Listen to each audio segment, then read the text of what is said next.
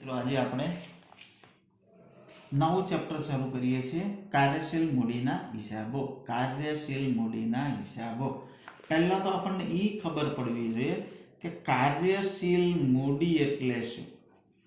કાર્યશીલ મૂડી એટલે ચાલુ મિલકતો માઇનસ ચાલુ દેવા. કાર્યશીલ મૂડી એટલે શું? ચાલુ મિલકતો માઇનસ ચાલુ દેવા. તો ચાલુ મિલકતોના સરવાળામાંથી ચાલુ દેવા બાદ કરો એટલે આપણને કાર્યશીલ મૂડી મળે. તો ચાલુ મિલકતો કઈ આપણને ખબર પડવી હોવી જોઈએ. મિલકત લેણા બાજુ ચાલુ મિલકતો આવે. તો પહેલા કાયમી મિલકતો, બીજું ચાલુ મિલકતો અને પહેલું કાયમી મિલકત આવે, પછી બીજું રોકાણ. કાયમી મિલકતમાં શું શું આવે? જમીન, મકાન, ફર્નિચર, યંત્ર, પાઘડી, પેટર્ન, ટ્રેડમાર્ક, આ બધી કાયમી મિલકતો છે. એ નહીં, રોકાણો છે. ગૌણ કંપનીના શેરમાં રોકાણ કે રોકાણ હોય, સર્ટિફિકેટ હોય, એનએસસી હોય, એ રોકાણ પણ નહીં. ચાલુ મિલકતોના હેડિંગમાં શું આવે? દેવાદાર આવે, લેણી ઉંડી આવે, રોકડ બેંક શિલક આવે. સ્ટોકના પ્રકાર 3: કાચો માલનો સ્ટોક, કાચા માલનો સ્ટોક. બીજો આવે અર્ધ તૈયાર માલ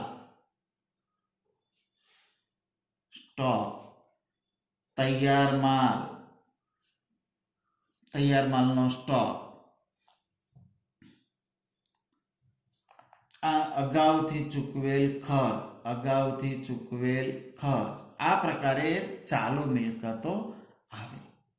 તો ચાલુ દેવા કયા કયા આવે? દેવાદાર મિલકત કહેવાય તો લેણદાર શું કહેવાય? દેવું કહેવાય. લેણી ઊંડી મિલકત તો દેવી ઊંડી દેવું કહેવાય. રોકડ બેંક શિલક મિલકત કહેવાય તો બેંક ઓવરડ્રાફ્ટ શું કહેવાય? દેવું. માલનો સ્ટોક આવે મિલકત, પણ એ દેવામાં એવું આવે નહીં. અગાઉથી ચૂકવેલ ખર્ચ હોય તો એ શું કહેવાય? મિલકત. પણ બાકી ખર્ચ હોય તો દેવું કહેવાય. મળવાની બાકી આવક મિલકત કહેવાય, પણ ચૂકવવાનો બાકી ખર્ચ હોય તો શું કહેવાય? દેવું. અને મળવાની આવક હોય તો અગાઉથી મળેલ આવક હોય તો પણ એ શું કહેવાય? ચાલુ દેવું કહેવાય. તો આપણને આટલી વસ્તુ ખબર પડવી જોઈએ. આ વસ્તુને ચાલુ મિલકતમાં લખવાની, આ વસ્તુને ચાલુ દેવામાં લખવાની થાય. હવે આપણે એક દાખલો ગણીએ છીએ. દાખલા નંબર 1 આપણે ગણીએ.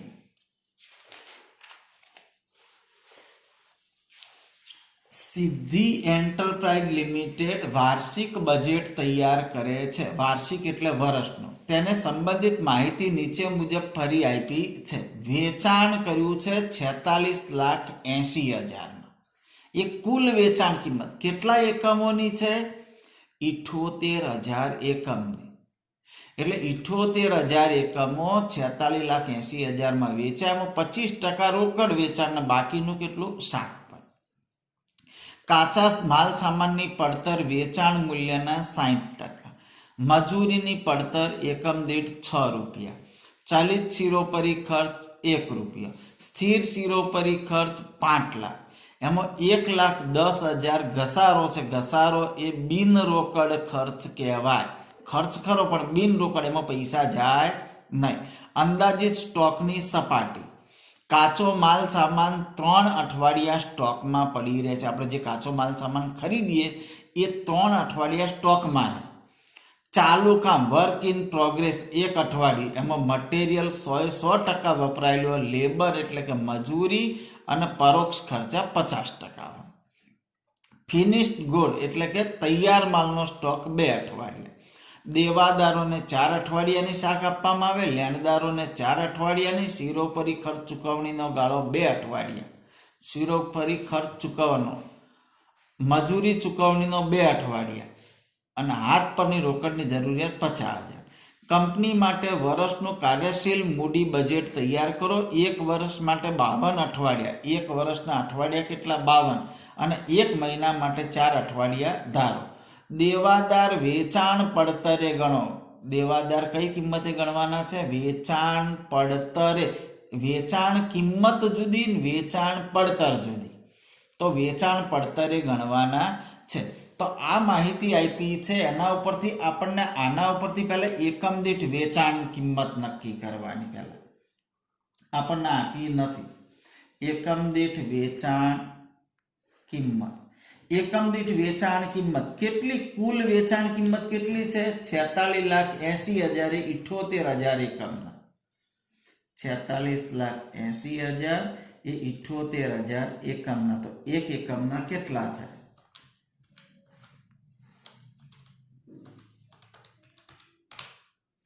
60 રૂપિયા થાય. એકમ દીઠ વેચાણ કિંમત કેટલી થાય? 60 રૂપિયા.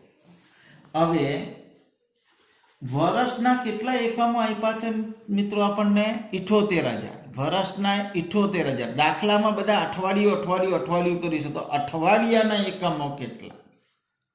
અઠવાડિયાના એકમ. કુલ એકમ 78,000. વર્ષના અઠવાડિયા કેટલા કીધા છે? 52. 78,000 ભાગ્યા 52. એક અઠવાડિયાના 1500 એકમોનું વેચાણ થાય છે. એક અઠવાડિયામાં, મહિનામાં, વર્ષના 78,000 એકમ થયા. વર્ષ એટલે 52 અઠવાડિયાના એટલા થયા, તો એક અઠવાડિયાના સરેરાશ 1500 એકમ વેચાણ થાય. ત્રીજું, પડતર. જે માલ સામાન છે એની પડતર નક્કી કરવાની છે. તો આપણને માલ સામાન, કાચા માલ સામાનની પડતર વેચાણ મૂલ્યના કેટલા? 60%. માલ સામાન વેચાણ મૂલ્ય એક એકમનું કેટલું છે? 60. એના 60%, એટલે એક એકમનું 36 રૂપિયા થઈ. પ્લસ પ્રત્યક્ષ મજૂરીની પડતર એકમ દીઠ 6 રૂપિયા.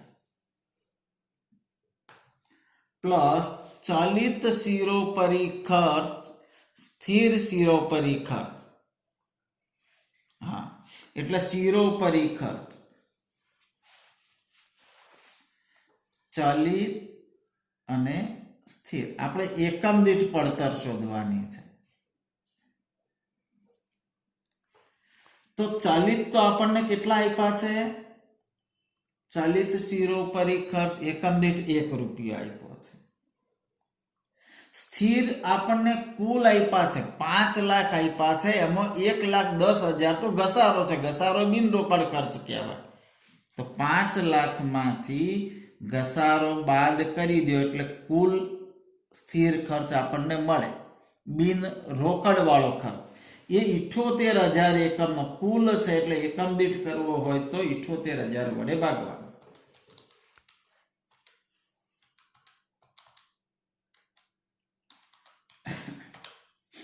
5 એમ કરીને શિરોપરી ખર્ચ 6, એટલે કુલ પડતર આપણી 36 વત્તા 6 વત્તા 6, 48 રૂપિયા આપણી પડતર આવી. કુલ પડતર કયો, અથવા એના બીજા શબ્દોમાં કહીએ તો વેચાણ પડતર પણ કહેવાય. હવે આના ઉપરથી આપણે કાર્યશીલ મૂડીનું પત્રક બનાવવાનું છે. આટલી ગણતરી આ દાખલાની બેઝિકમાંથી આપણે જે માહિતી અમુક છુપાયેલી હતી અને આપણે ગણતરી કરી કે ભાઈ કુલ વેચાણ કિંમત આપી હતી પણ એકમ દીઠ નથી આપી, એટલે એકમો વડે ભાગ્યા. આખા વર્ષને 78,000 એકમ વેચે. આખા દાખલામાં અઠવાડિયાની માહિતી આપી છે, એટલે એક અઠવાડિયાના વેચાણ એકમો કેટલાય, પડતર કેટલી થાય છે વસ્તુની, એ નક્કી કરે. હવે આપણે કાર્યશીલ મૂડીનું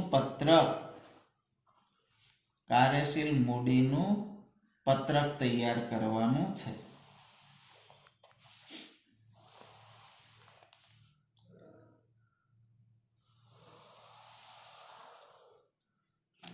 વિગત રકમ રૂપિયા. ચાલુ મિલકતો एमांथी बाद करवाना छे चालू देवा। हवे आमांथी चालू मिलकत कई आवे? चलो वेचाण करो तो वेचाण ने मिलकत कहेवाय ना, वेचाण ने मिलकत कहेवाय नहीं। पण उधार वेचाण करो तो शुं थाय? उधार वेचाण करो तो शुं थाय? उघराणी आवे अने उघराणी एटले देवादार ने देवादार चालू मिलकत कहेवाय। पहेलुं देवादार। एक अठवाडियाना एकमो केटला? एक अठवाडियाना एकम केटला? 1500। કેટલા? 1500। અહીં આગળ દેવાદાર આપ્યો હશે, દેવાદારોને 4 અઠવાડિયાની શાખ આપેલી છે। એક અઠવાડિયાના 1500 એવા કેટલા? 4 અઠવાડિયા થયા। ઓકે, દેવાદારો કઈ પડતરે ગણવાના છે? વેચાણ પડતર। વેચાણ પડતર કેટલી છે? 48 રૂપિયા। એક એકમના 48। અઠવાડિયાના 1500 એવા 4 અઠવાડિયામાં એમને પેમેન્ટ આપવાનું એટલે 4 અઠવાડિયાના થયા એક એકમના 48 રૂપિયા। પણ એમાં 25% રોકડ છે તો ઉધાર વેચાણ કેટલું? શાખ પર 75%। એટલે 1500 ગુણ્યા 4 ગુણ્યા 48 ગુણ્યા 75%, 2,16,000। કાચા માલની પડતર મેં દેવાદાર પહેલા લઈ લીધા છે। કાચા માલની પડતર એ ખર્ચ મિલકત કે દેવું કહેવાય નહીં, મજૂરી દેવું કહેવાય નહીં, ચલો ચિરોપરી દેવું ન કહેવાય, સ્થાયી કર દેવું ન કહેવાય। અંદાજિત સ્ટોક કાચો માલ સામાન, સ્ટોક એ મિલકત કહેવાય। કાચો માલ સામાન સ્ટોક। ચલો અઠવાડિયાના કેટલા એકમો? 1500। કાચો માલ કેટલા અઠવાડિયા છે? 3। હવે કાચો માલ પડતરની અંદર કુલ પડતર 48,000 માં માલ સામાન કેટલા રૂપિયાનો છે? તો કે 36। 1500 ગુણ્યા 3 ગુણ્યા 36, 1,62,000।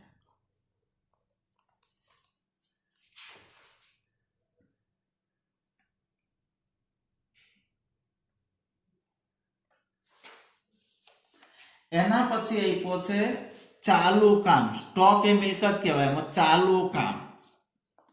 ત્રીજું ચાલુ કામ, એને અર્ધ તૈયાર માલ પણ કહેવાય, વર્ક ઇન પ્રોગ્રેસ પણ કહેવાય। ચાલુ કામનો સ્ટોક અર્ધ તૈયાર માલ, એમાં માલ સામાન પણ છે, મજૂરી પણ છે અને પરોક્ષ ખર્ચ પણ છે। चलो अठवाडियामां केटला? 1500 एकम। अर्ध तैयार माल केटला अठवाडिया कीधो छे? एक अठवाडियुं गुण्या 1 1 1। जुदुं जुदुं केम लखवुं पड्युं हुं तमने पछी समजावुं छुं। 1500 एक अठवाडियाने एक अठवाडियुं स्टॉकमां रहे छे, माल सामान केटला रूपिया छे? 36, मजूरी 6 અને પરોક્ષ ખર્ચ 6। 36, 6 અને 6।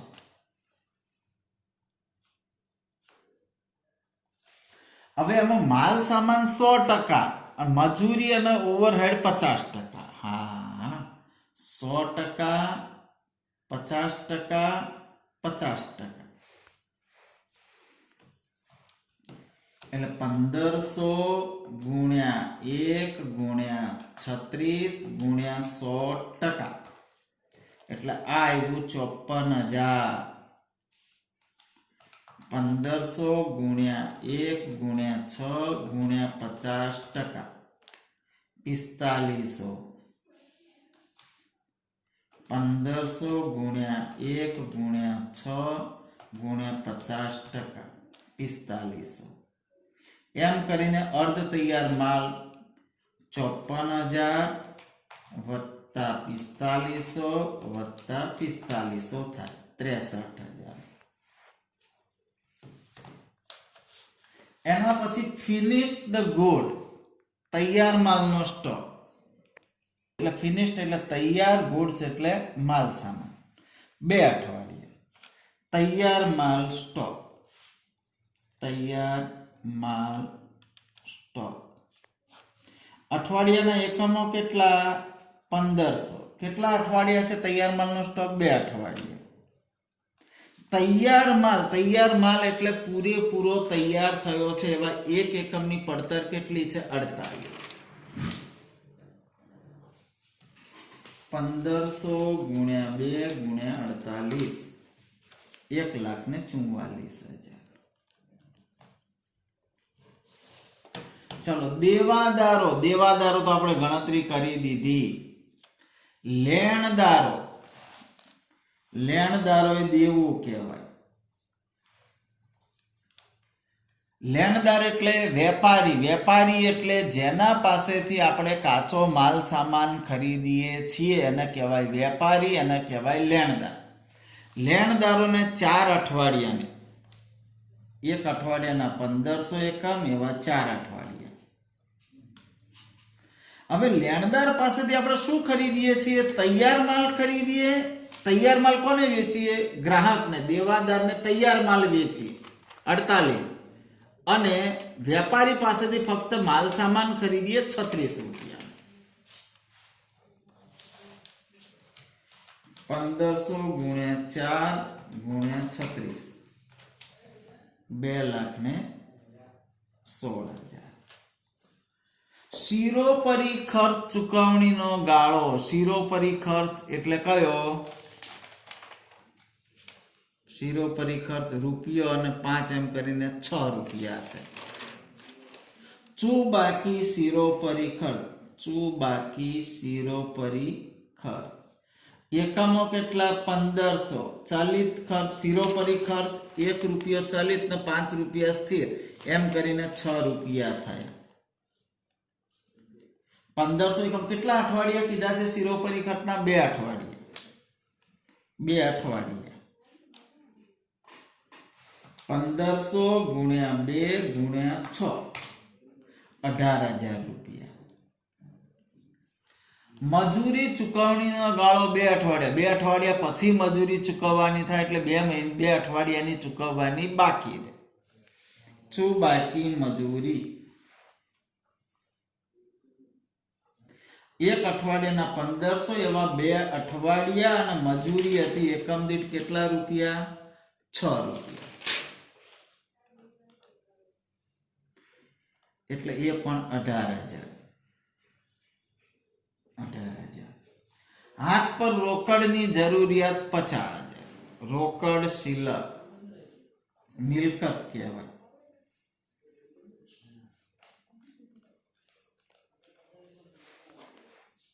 અહીં પૂરું થયું એટલે કુલ ચાલુ મિલકતો